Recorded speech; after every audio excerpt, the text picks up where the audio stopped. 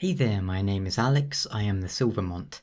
In this video we're going to talk about the Demon's Souls remake announced recently for the PlayStation 5. I'm not going to show any footage in this video, but there's a link in the description and it's easy to find all this. The reason I'm not showing any video is to avoid content ID or copyright issues, you understand.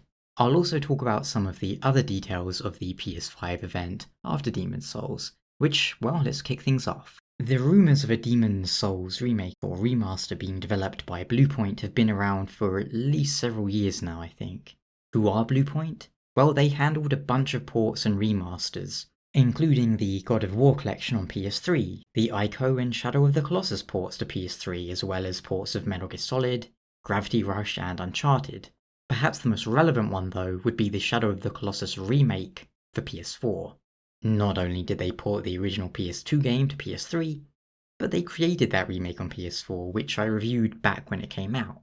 I believe Demon's Souls is like to receive a similar treatment.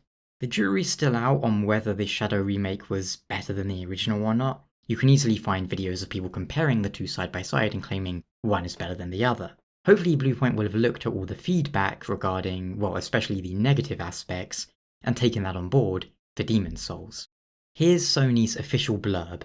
From Japan studio and Bluepoint Games comes a remake of the PlayStation classic Demon's Souls. This remake invites players to experience the original brutal challenge completely rebuilt from the ground up and masterly enhanced with a new fractured mode. In addition to beautiful shadow effects and ray tracing, players can choose between two graphic modes while playing, one focused on fidelity and one focused on frame rate, coming to PS5. Whilst the blurb doesn't say exclusive, the trailer does, seeming to imply that, yes, much like the original, this game will be PlayStation exclusive. You can see some shots in the trailer taken straight from the original game and, well, remade. The most obvious one for me being the cutscene that plays after the Fool's Idol fight. Very reminiscent of when the gargoyles take you up to Anor Londo, only back then they were taking you to the second part of the Tower of Latria. Aside from that, we have various shots that are either remakes of the intro cutscene or boss intros, such as Tower Knight and Flame Lurker. There's a new shot, which presumably is from the new intro of a snowy land, which is interesting, Broken Archstone. The shot of the Dragon God was the most interesting to me. Whilst it's similar to the shot from the opening, it's not exact, which makes me wonder if they'll be changing the Dragon God fight in some way. The blurb also mentions the new fractured mode. Just what that entails, I'm not sure.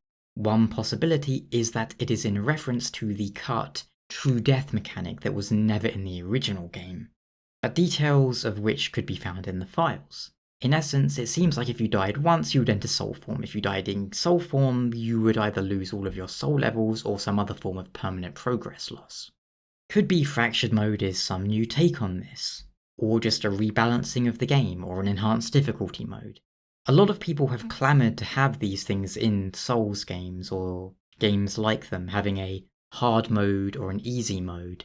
Personally, I don't think we need them, as the Souls games have more organic difficulty settings defined by the player, summoning, grinding levels, upgrading weapons, and so on. These are things that make the game easier. Or you can make the game harder by not upgrading your weapons, not leveling up. I will take that any day over just selecting at the start of the game hard, easy, or whatever.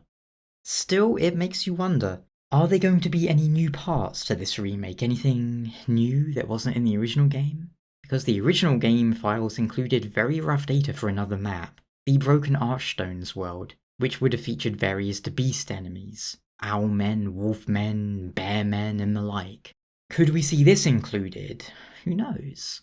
Personally, I wouldn't expect to see much new content added to the game beyond some possible very small things, such as that bonus secret weapon in the Shadow of the Colossus remake, where you found some new hidden coins, and if you found all 79, 80, something like that, you would get a new sword.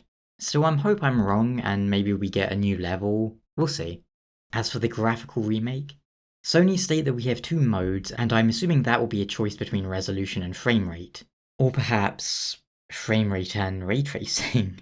60 FPS option is always nice, and that would be the one I'd pick, I expect. Unless maybe, if I'm making some Demon's Souls lore video years from now, maybe I'd want ray tracing to have the game looking as nice and cinematic as possible, overplaying well. Judging from the trailer, the lighting isn't just better, but also different. Demon's Souls has quite a distinct look.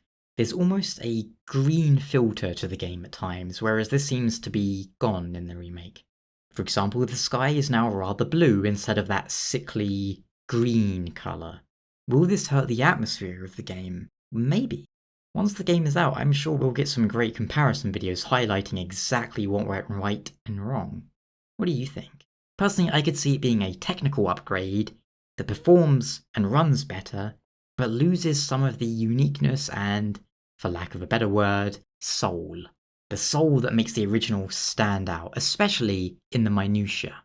Will we keep the original gameplay mechanics and voice acting, I wonder? Some of the mechanics in Demon's Souls are a little dated or unusual these days. Inventory weight limits, for one thing. How about world tendency? Will that be touched in any way? How will the online work? Will there be online at all? I hope so. Will it be just like the originals online, or will we have more players? Will we have passwords? Will there be any balance changes for the game? It's going to be very interesting to consider how Bluepoint tackles some of these challenges. Moving on from Demon's Souls, what else did we see at the PS5 reveal event? Well, we had the reveal for Resident Evil 8, Resident Evil Village, which is the end of someone's story, presumably Chris's or maybe Ethan's. Chris would make more sense. Village has been rumoured for a good while now, and it looks like those rumoured leaks were quite accurate. Game's going to be a sequel to 7 and take inspiration from 4, and it's going to be first person mode again, which I'm not keen on. Hopefully it's more of a Resident Evil game this time though, and the environments do look more promising. And it is interesting that they changed Chris's design to be more akin to his look from 5, as well as making him huge again. I'll probably give this game a miss. I do consider myself a fan of Resident Evil, it's just I didn't really care for 7. Square Enix showed off Project Athia? Very short teaser of a game that I believe is being worked on by the 15 team. Looks like it's the same engine. Their clip of her jumping really made it look like it wasn't just the same engine, but the same assets. Still, I'll keep my eyes on that. Square seem to be working on 2 projects at the moment. One I assume is this, the other is presumably Final Fantasy 16, which appears to have some of the Heaven's Ward developers working on it, maybe. Could be promising. Such a short teaser though for Project Athia, it's hard to get excited. Other titles that caught my attention?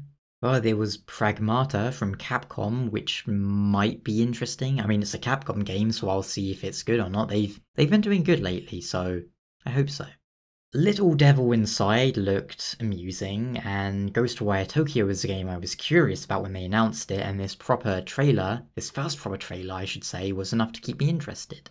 But again, I'm not super keen on FPS games. I don't hate them, I think some of them are great. Titanfall 2 is one of my favourite games. But in general, I prefer third person for action games. If it works well, I'm sure it'll be good though. We comically had 2 games all about breaking the cycle of death and respawning. One looked super generic and bland and was called Returnal or something. The other was called Deathloop, and it looked more entertaining. Then there was a new Ratchet and Clank game, a new Horizon game, a new Spider-Man game, and some others I forget. Oh, and a new Odyssey, a new Abe's Odyssey Oddworld game. That's nuts. I know a lot of people will be hyped for Spider-Man, Ratchet, and Horizon. I've not played the last Spider-Man game. I will, at some point. Ratchet, well, I enjoyed them on PS2, but I don't have much desire to get back into the franchise. And Horizon, I played the intro a few years back when I was in America, but I couldn't work up any interest in it. Just wasn't my kind of thing. I think it's coming to PC soon though, so maybe I'll pick it up in a sale and give it another shot. All in all, it was a fairly solid stream where they focused on showing games, which is what you want from an event about video games. PS5 itself, not that interested to be honest. Design looks absurd, and if I did buy it, well, it'll be for Demon's Souls. Same reason I bought a PS3, for Demon's Souls. Hopefully we'll be seeing some more events from Microsoft and Nintendo and the like, and hopefully Elden Ring is going to exist sometime soon. But what did you think of the event, and indeed the console? Let me know your thoughts down in the comments, and of course, your thoughts about the Demon's Souls remake. Till next time, ciao.